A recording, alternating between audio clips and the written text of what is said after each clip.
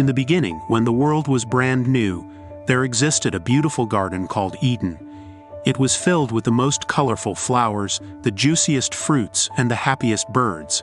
In this garden, God created the first two people, Adam and Eve. Life in the garden was like an endless day of play and joy. Adam and Eve explored this wonderful place, talking with the animals, resting in the shade of magnificent trees, and enjoying the sweetest fruits. Among the countless trees of the garden, one stood out: the tree of knowledge of good and evil. God had given Adam and Eve only one rule: do not eat the fruit of this tree. But curiosity is a powerful force. One day, a cunning serpent approached Eve.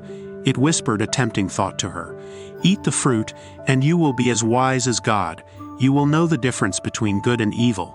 The fruit looked so appealing, so delicious, and the promise of wisdom was too tempting to resist. Eve reached out her hand, took the fruit, and took a bite.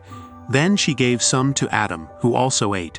But the moment they tasted the fruit, their eyes opened in a way they didn't expect. They saw things differently, and realized they had disobeyed God. They felt fear and shame, emotions they had never known in the happiness of the garden. When God knew what they had done, he was deeply saddened by their disobedience. The consequence was clear. They could no longer stay in Eden. Leaving the garden was difficult. The gates of Eden closed behind them, and for the first time they felt the sting of the harshness of life. Outside of Eden, the world was rough and untamed. Adam and Eve had to learn everything from scratch: how to cultivate food, build shelters, and survive the elements. Life was no longer a series of joyful discoveries, but a struggle for survival. In this new world, they experienced the full spectrum of life: joy and sadness, success and failure, birth and death. They became parents, raising children who would in turn have their own families spreading across the earth.